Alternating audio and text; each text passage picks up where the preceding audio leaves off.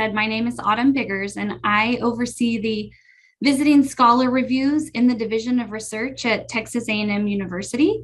I work in the Office of Export Controls, Conflicts of Interest, and Responsible Conduct of Research, which reports up to the Vice President for Research. So today I want to talk about hosting visiting scholars and discuss a few key points about these visits. I'll start with talking about who we classify as a visiting scholar, including those that are remote only, a little bit about the review process, responsibilities, and then just touch on export controls and foreign influence as it relates to visiting scholars.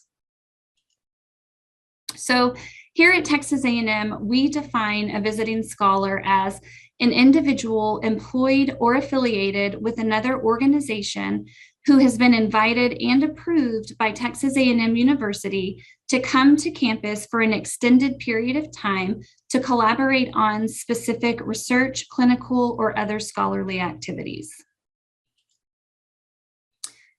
Those visitors who are not designated as a visiting scholar are those who are going to be accompanied by authorized university personnel.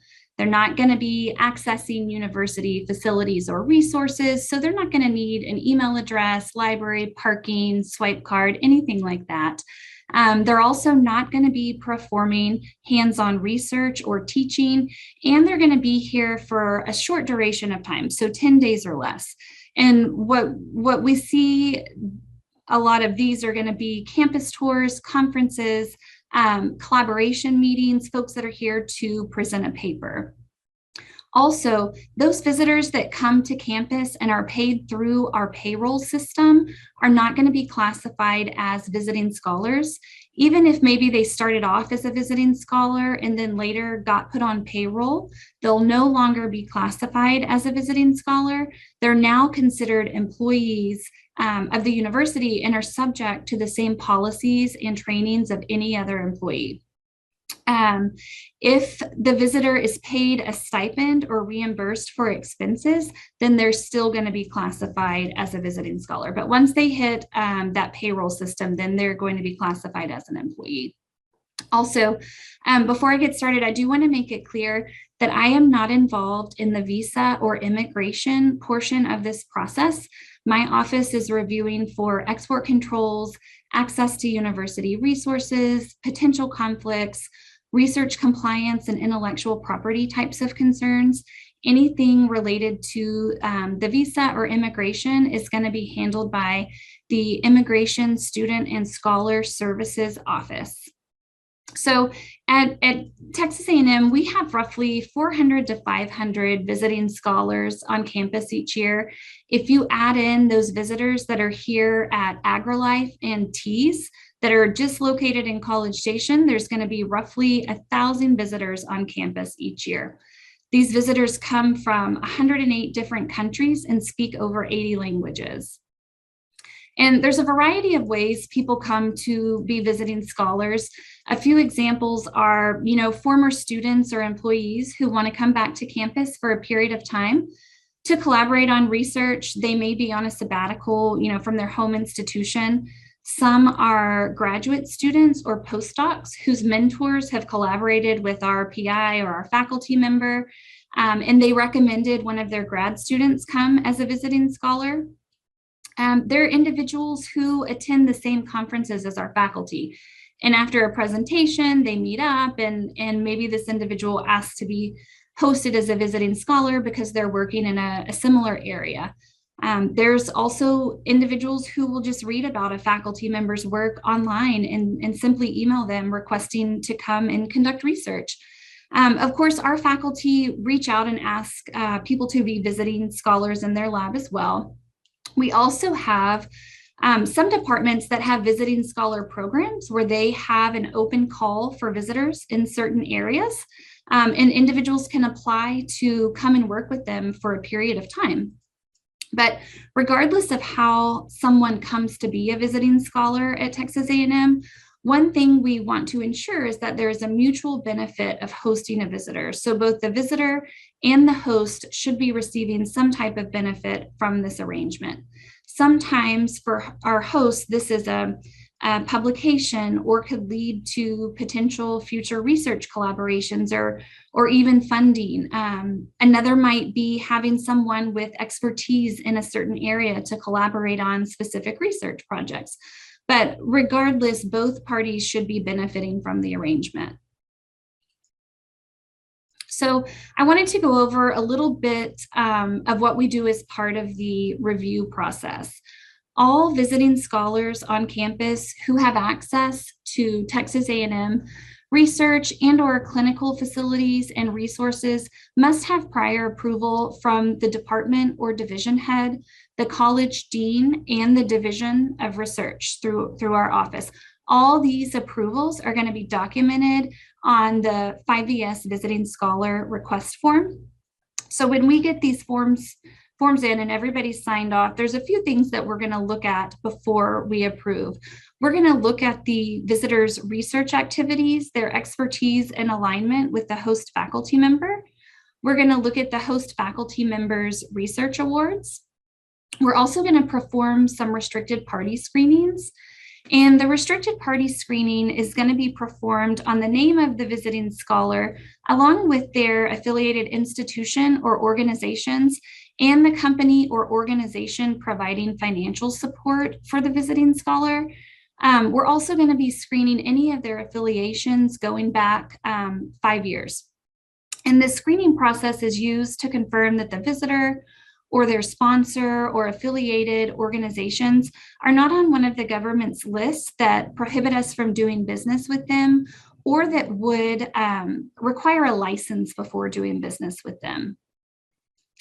So we're also going to facilitate the execution of a non-disclosure agreement or an intellectual property agreement if needed. We are also going to notify the appropriate compliance committee if a visiting scholar is going to be working on an IRB or IACUP protocol or an IBC permit.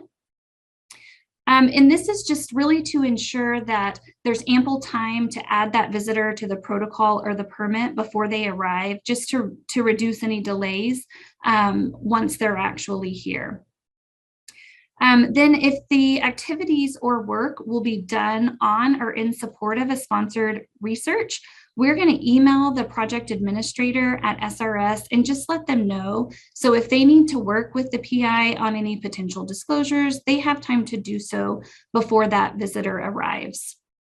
Also, when we approve a visiting scholar, the approval period is for a max of 1 year. We do have many visitors that stay here for much longer than a year, but their applications have to be re-reviewed annually just to ensure there have been no changes.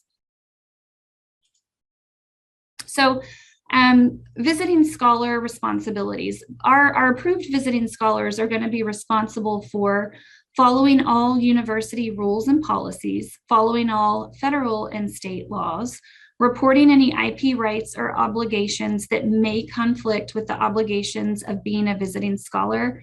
Our IP policy states that if IP is developed using the A&M system's resources, the IP is going to belong to the A&M system.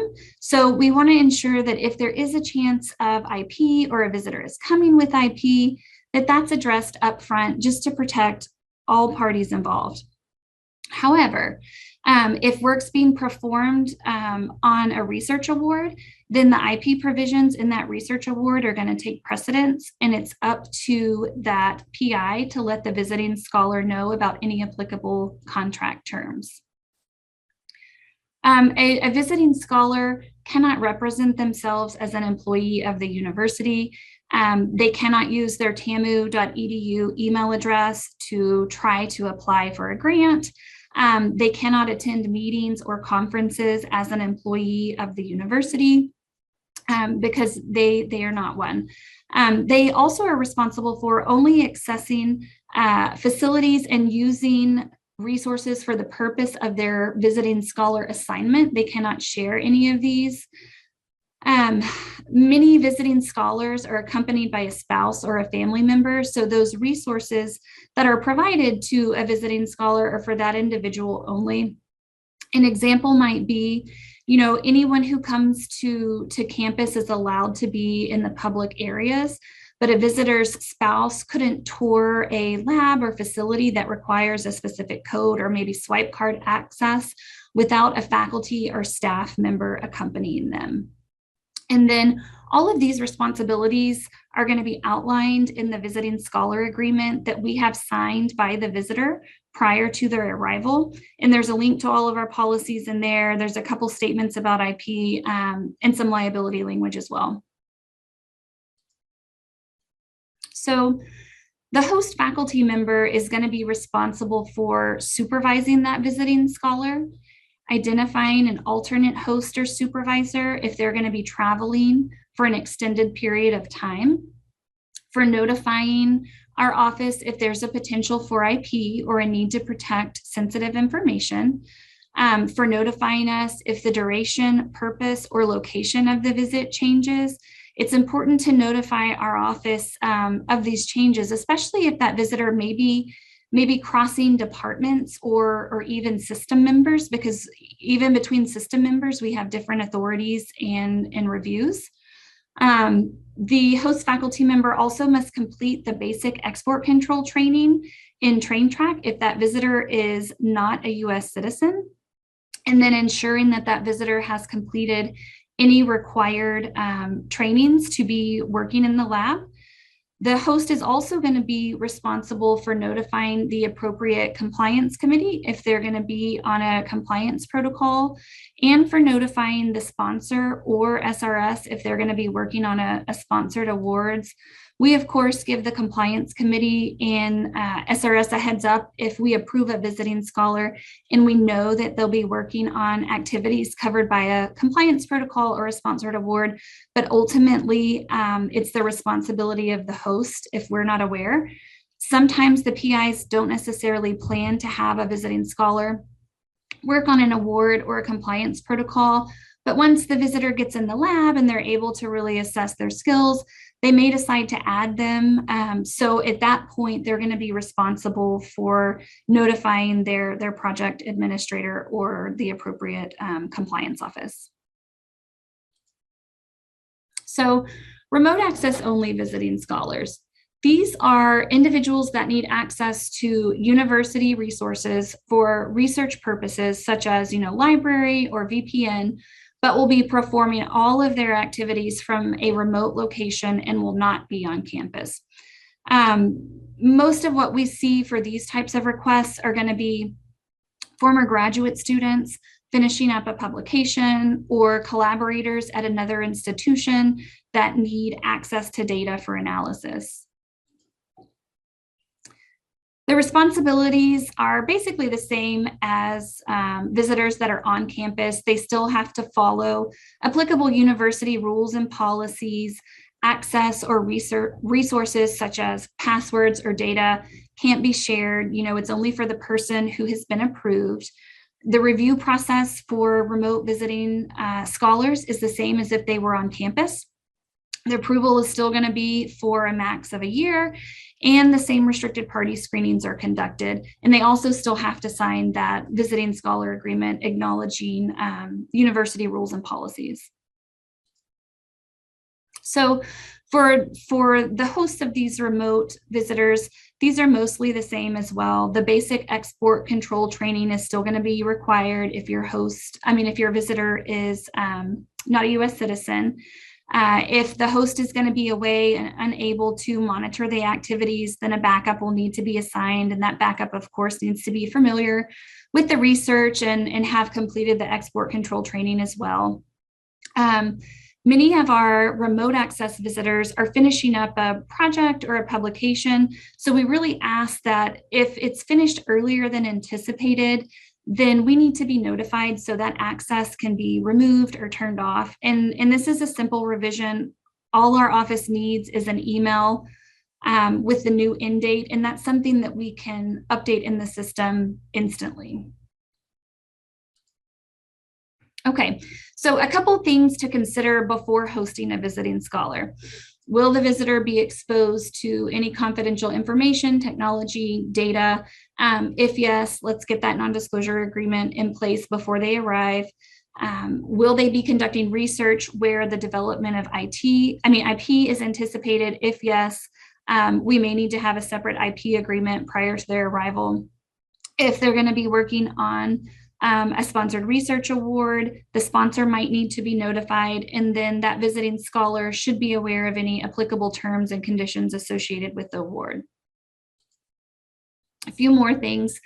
If the visitor is going to be bringing or leaving with any research equipment, materials, chemicals, biologicals, data, a separate MTA or export control review may be needed.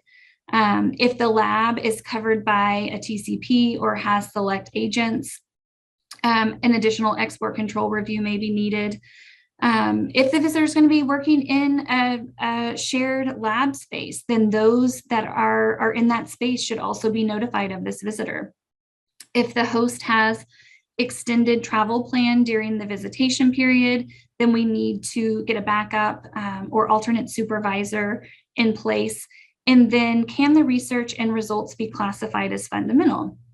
If not, a license from the federal government may be required prior to any activities being conducted. And, just a few indicators that the research could be more than basic or fundamental research is research where results are provided to a single entity and not intended for broad publication and peer review. Research funding or sponsorship by a defense-related agency, proprietary research associated with a product line, and then, of course, research directed at analyzing or improving weapon systems. Another thing to consider is if there should be any lab safety trainings that should be completed. At Texas A&M, the standard new employee trainings are assigned to all international visiting scholars, and that's going to be the ethics training, information security awareness, the reporting fraud, waste, and abuse, and then the creating a discrimination-free workplace. And this is just because, the research and professional standards vary across different countries. So taking these trainings provides the visitors with an understanding of the common expectations on campus. And then, of course, departments can also assign any applicable training to their visitors. So there are a couple things to consider as it relates to visiting scholars and export controls. A couple potential triggers during our review of visiting scholars that we consider are, does the host have a security clearance? Is the host working on federal research awards that contain controlled unclassified information? Is the research intended for military purposes? Will the activities be related to the spread or increase of nuclear, chemical, or biological weapons or missile technology? Does the requesting visiting scholar have relatable experience in the host field? And then if there are no previous connections with a person requesting to be a visiting scholar or their relevant work. However, please know that just because there may be a few red flags, that doesn't mean that there are problems or that someone can't come. It just typically means that more information or documentation is needed in order to make a risk assessment and put any risk mitigation strategies in place. Right now, with foreign influence, which we'll talk about next, we're diving deeper than we have in the past with looking at things such as visitors' backgrounds, their education and affiliations. Does their experience have military intelligence or security end uses? Is their background consistent with the intended research in the US? And does the research have both military and commercial end uses? Is it dual use? The way that we're doing that is by reviewing resumes, CVs, past publications. These can provide some of the individual's research interests, background, co-authors, funding sources, and certain affiliations. There are different software systems and websites that can be used to find this information. We use the Dimension software a lot, but there's also Web of Science and VOS Viewer. Another thing to consider is if the visitor is going to have access to any information that's not in the public domain, even if the research is published, there can still be know-how type of things to think about that visitor may be observing while they're in your lab. So another potential export control concern could also be, and we talked about it a little earlier, if the visitor plans to take any materials, samples, data, prototypes, anything back to their home institution, please reach out to our office before shipping or hand carrying anything. Okay, so I'm just going to touch on foreign influence only as it can relate to visiting scholars. If you have a visiting scholar that is performing any activities on a federally funded sponsored award, please look at the federal agency guidance and know that PI is responsible for making the determination and notifying the sponsor. And when I say foreign influence, this is referring to any actions carried out by a foreign entity against a U.S. party or parties by which the foreign party positions itself to obtain a benefit not intended for it. And this is potentially by illegal means. The FBI has identified visiting scholars as an area of potential risk for national security concerns, such as economic espionage and IP theft. This is in part because many of these visitors are experts in their fields and are given, in some cases, the same access to resources and facilities as faculty or students. And because of the open and collaborative environment of the university, there are opportunities for some bad actors to take advantage of this type of environment. So this is why offices like mine are really scrutinizing visitors and why there is some concern by federal agencies about certain visitors working on sponsored research awards. What we are being told is that the countries with the most open federal investigations related to these types of concerns are China, Russia, Iran, and North Korea. Although I will tell you, I've never seen a request for a visiting scholar from North Korea. A couple years ago, NIH was the main federal sponsoring agency with guidance out that could affect those faculty with visitors working on their awards. Now it seems like all federal agencies have some type of notification requirement of non-US citizens working on their awards due to foreign influence concerns. Last year, Mike Lauer, who's the deputy director of NIH, said in a presentation that NIH is considering some exchange visitors working in a lab as in-kind support, and it needs to be reported.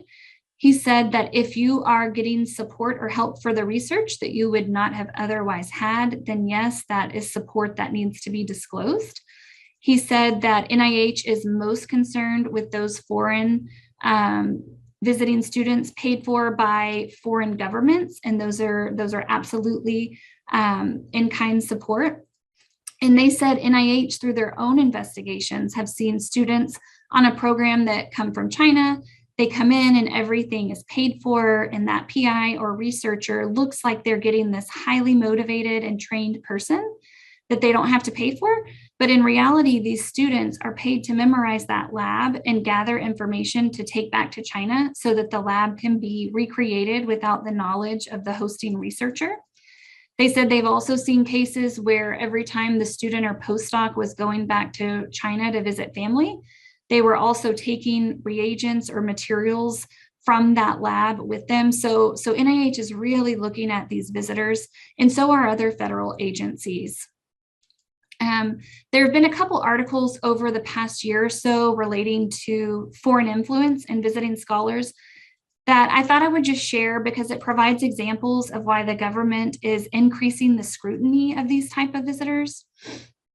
Last March, Gi-Kung Chang, a professor at Georgia Tech, was arraigned on federal charges of conspiracy to commit visa fraud, of abusing the J-1 visa program to bring Chinese nationals into the US that appeared to be working at Georgia Tech, but were actually coming to work for ZTE, which is a state-owned Chinese telecommunications and IT company, and is currently on some of the government's denied party lists.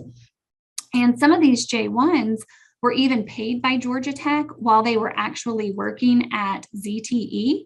And now the J-1 visa program is for individuals approved to participate in specific work and study-based exchange with sponsor institutions such as Georgia Tech or Texas A&M. It's not intended for general employment of foreign workers in the U.S. The FBI agent on this case really wanted to make it clear. He said that, the U.S. welcomes academics and researchers from across the globe, but schemes like this not only steal invaluable opportunities from legitimate, hardworking students, it's also allowing these scammers to profit from their misdeeds. Then last summer, more than 1,000 visiting researchers from China who had been hiding their military affiliations fled the U.S. following a 2-year FBI investigation. One of these visiting researchers was under orders to study the exact layout of a medical lab in order to replicate it in China. Another one stole software code that his advisor at the University of Virginia had been developing over the past 2 decades. And the agent that was working this case said that, hiding that military affiliation isn't even the most important point.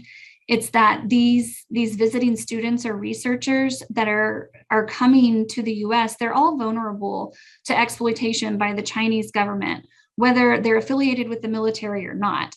And whether they come here intending to spy or steal or whatever, they can be put under pressure to do so once they're here. But please know these concerns are not just limited to those visitors from China. I know that a lot of the examples and the cases that you hear about involve China, but being a bad actor is not limited to China. Also, every year there's an academic security and counter exploitation conference that's hosted by the A&M system, which brings in federal agencies and law enforcement to discuss what they're seeing as it relates to universities. And there was more focus again this year on visiting scholars, and universities are being asked to really vet these visitors as much as possible. They identified the areas of quantum, biotech, and directed energy as the emerging technologies, which are those technical innovations that represent progressive innovations within a field for competitive advantage. What they reminded us is that these new and emerging technologies with unclear practical applications today may become critical to the military capabilities of tomorrow. So they just urge those that are hosting visitors to really think about the potential end uses of their research and technology. The Defense Counterintelligence and Security Agency also stated that although it's really hard to identify an exact number, they're estimating that the U.S. has at a loss of intellectual property ranging from $200 to $600 billion annually. So the technologies that they are seeing targeted right now are electronics, energy systems, aeronautic systems, armaments and survivability, and then radar. However, we are told that anything that could lead to an economic advantage, such as biomedical devices, cancer research, anything linked to potential IP could be targeted. And the point of telling you all this is just to protect the research and to make everybody aware of the concerns and just, notifying you of what offices like mine are being told. Okay, but now I want to go back to visiting scholars on research awards and situations that might need to be disclosed. So what we're seeing is that if you have a remote access visitor conducting activities outside of the US, then that sponsor will want to be notified. Although some sponsors like NIH are going to require prior approval. This could include any non-US citizen new employees that you may want to start work remotely before their official start date when they arrive on campus.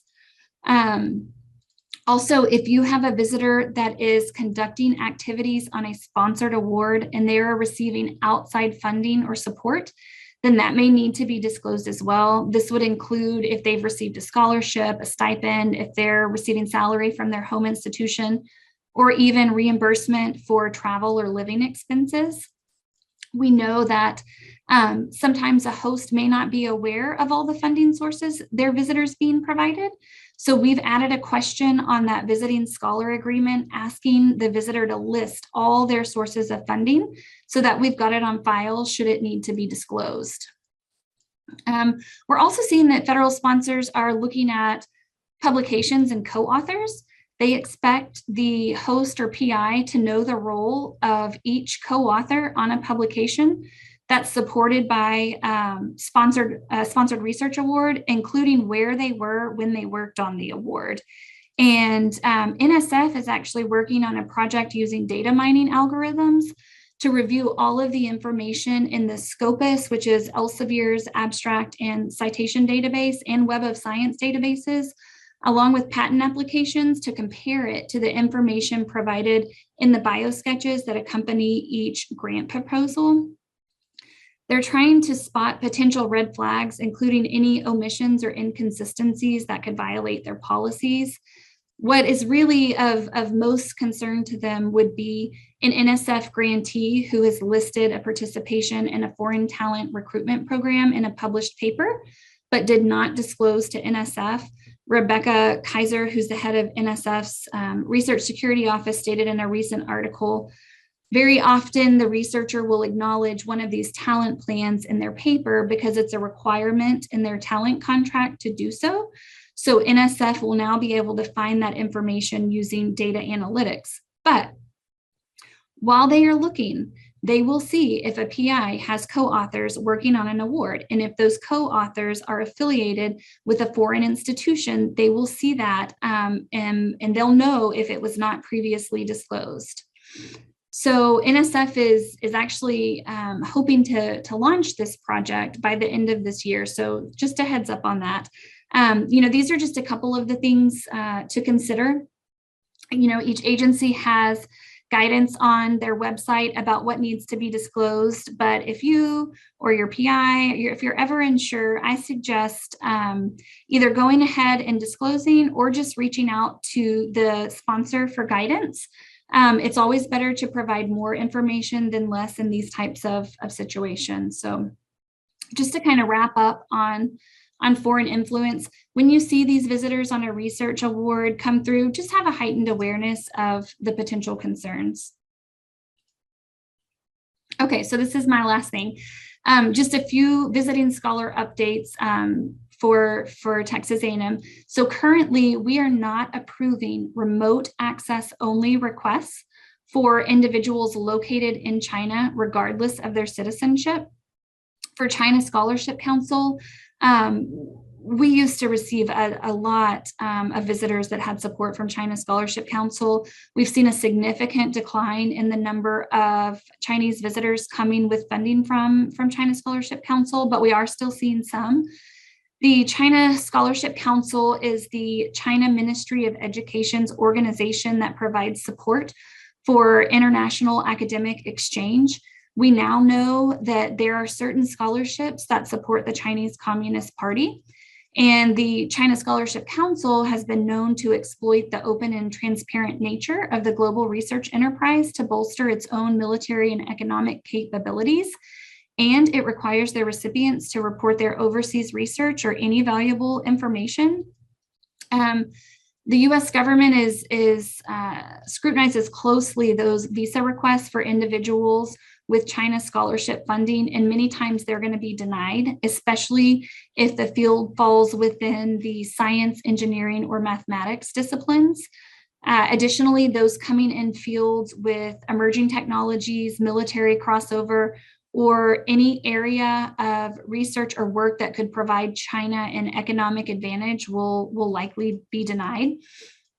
We see the China Scholarship Council support mostly for those visitors coming on J1 visas. What we are recommending is due to foreign influence concerns with China. We are recommending that if our faculty or host is not familiar with the visitor and their work, and if TAMU is not going to be receiving a significant benefit to host them, then that invitation should be reconsidered.